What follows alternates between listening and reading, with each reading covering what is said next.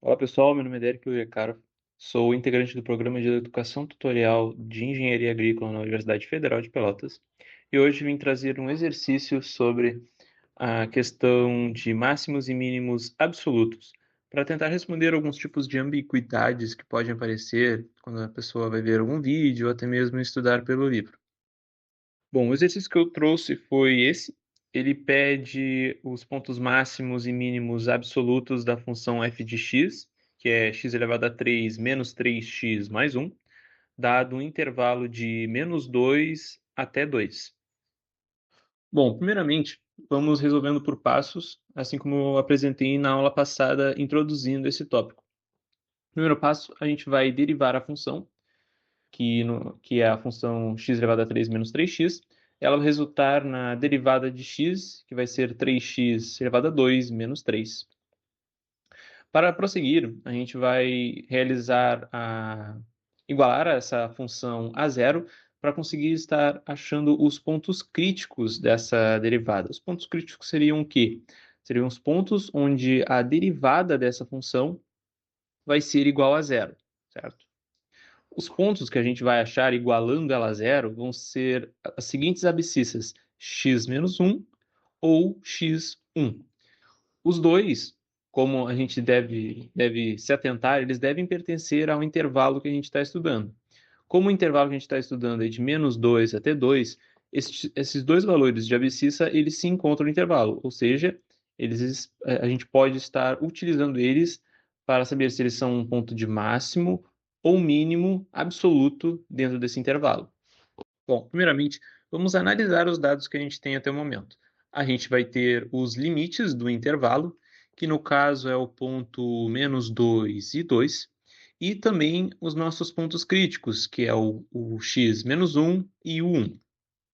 Primeiramente, vamos pegar esses pontos x e vamos colocá-lo na função primordial, que é x elevado a 3 menos 3x mais 1, para obter o valor de y, né, a f de x.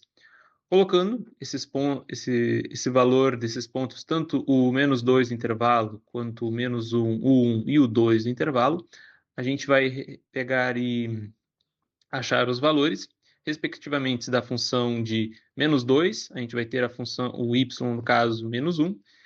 Quando o x for menos 1, a gente vai ter o valor de y menos 3.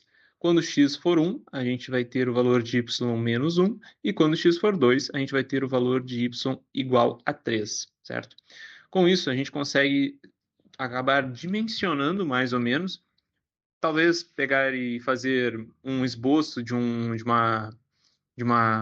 eixo x e y na hora da prova ou até mesmo em um trabalho e colocar esses pontos para conseguir ter uma mais fácil visualização do que a gente está tentando achar.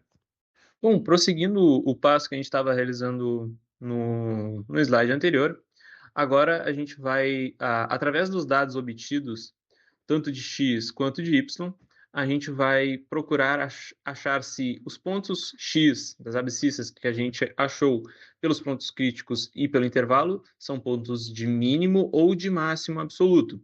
Como a gente pode fazer isso? A gente pode fazer pelo teste do intervalo, certo? Como eu já havia ressaltado na aula anterior, que a gente vai pegar um ponto x, vamos utilizar de exemplo o menos 2, e vamos pegar um valor menor que menos 2, aplicar na função da derivada, certo? A nossa derivada, e ver se o sinal da derivada, quando a gente aplicar, vai ser positivo ou negativo.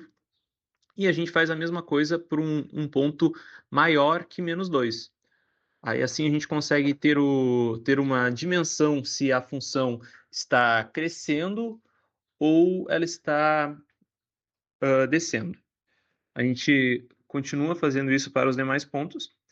Dessa forma, realizando esse testes das derivadas, a gente consegue perceber por meio desses cálculos que o ponto menos 2 vai ser um mínimo absoluto, o ponto menos 1 vai ser um máximo absoluto, o ponto 1 vai ser um mínimo absoluto e o ponto 2 vai ser um máximo absoluto. Bom, aqui eu plotei o gráfico da função que a gente está realizando a conta no GeoGebra para a gente ter um maior entendimento de como a função se porta realmente. E aqui a gente consegue analisar que os pontos x-2, x-1, x1 e x2 realmente são pontos de máximos e pontos de mínimos.